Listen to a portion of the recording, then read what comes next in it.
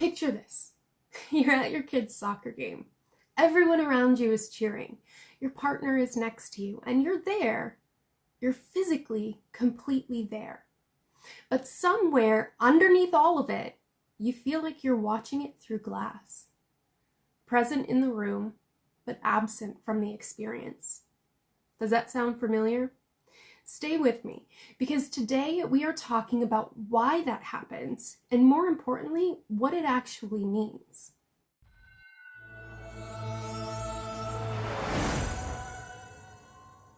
I'm Erica, and this is Emotional Presence with Erica, where we have honest conversations about what's really going on underneath the surface of a life that looks completely fine from the outside.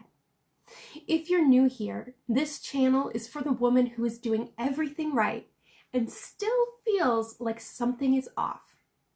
And today's video is for the woman who has caught herself thinking, I was there, but I wasn't really there. Let me paint a picture for you. Your life looks good. You know it does. The house, the job, the family, the people who love you. Things that are objectively worth being grateful for. And you are grateful. Or at least you think you should be. But somewhere along the way, the days started blending together. You stopped looking forward to things the way you used to.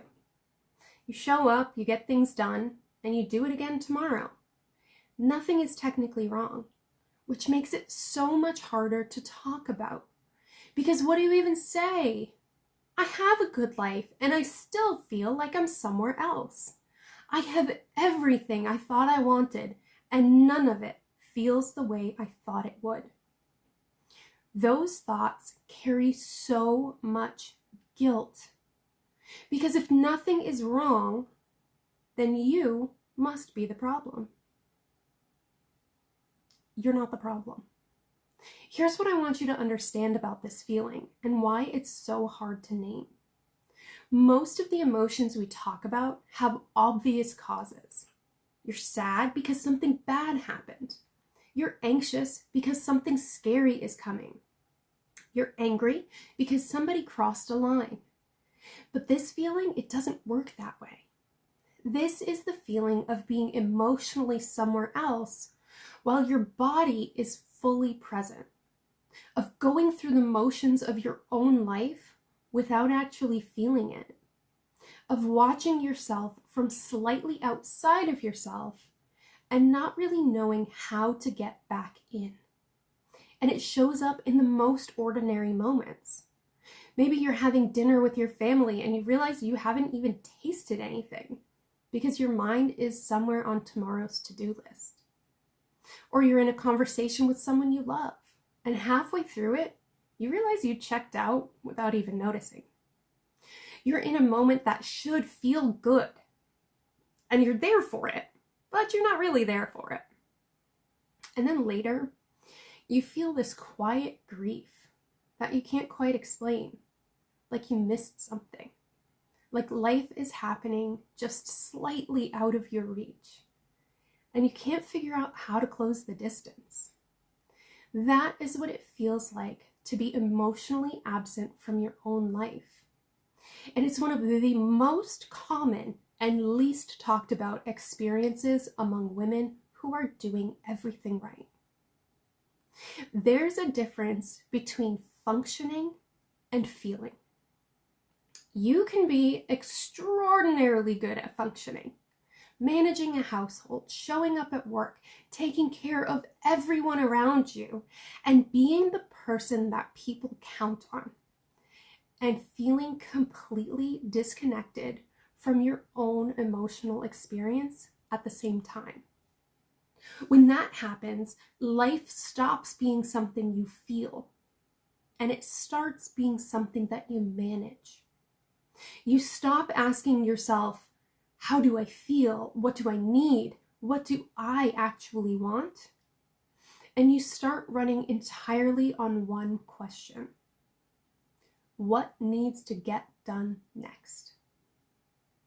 This is not a character flaw. It's what happens when a woman who has been needed more than she has been nurtured for long enough And here's what makes it so sneaky. It doesn't feel like a crisis. It just feels like another day. I want to tell you about a moment that stopped me cold. I remember sitting on my couch one night after a completely ordinary day. Nothing bad had happened, no breakdown, no rock bottom, just a normal day. Jim was home, the kids were okay, dinner had been made, everything was running the way that it was supposed to run. And I remember thinking, when was the last time I actually felt excited about something? Not just busy, not just relieved that a hard day was over. Actually excited, actually present, actually in my own life. And I couldn't answer that question. I sat there trying to remember the last time that I had laughed and really felt it. The last time that something good had happened and I was actually there for it. Not managing it, not getting through it, actually in it. And I realized that I had been somewhere else for a really long time. Physically in the room, mentally somewhere on a to-do list. I had been so focused on managing everything around me that I had actually stopped experiencing any of it. And that hit me in a way that nothing else had, because I wasn't depressed, I wasn't falling apart, I was functional, I was reliable, I was the person that everyone counted on, and I was completely missing out on my own life.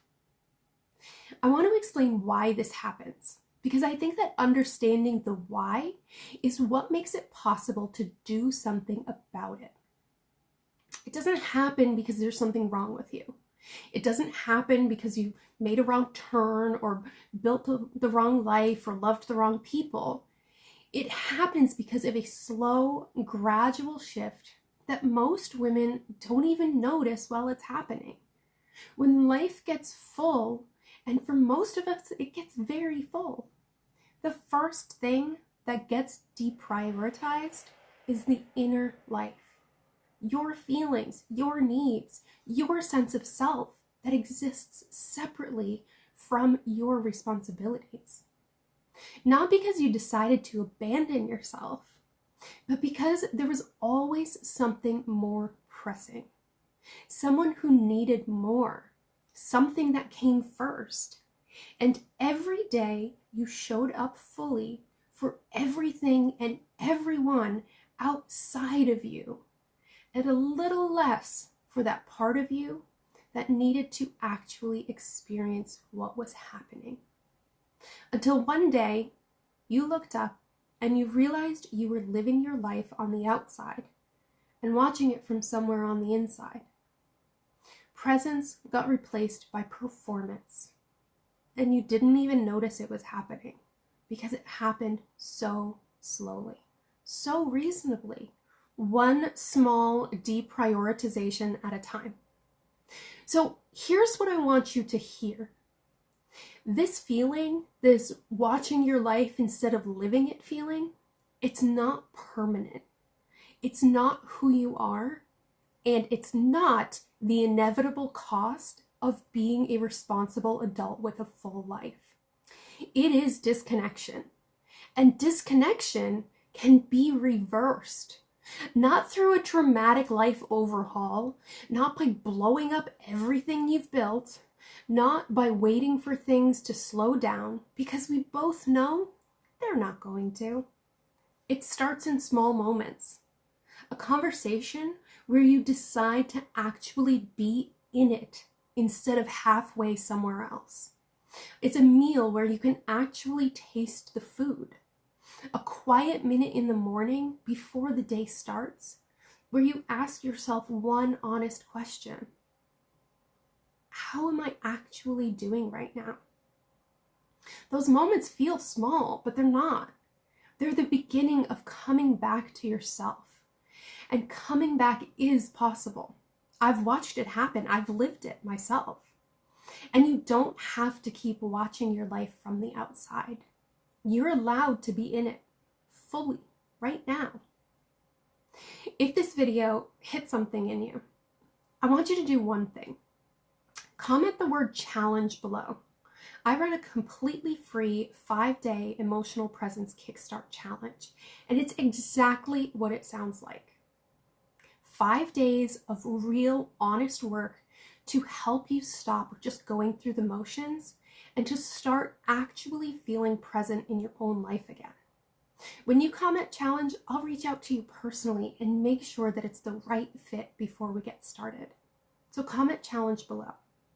And if this video made you feel seen, hit subscribe and like it, because this is what we talk about here every single week. I'm really glad you're here, and I'll see you next week.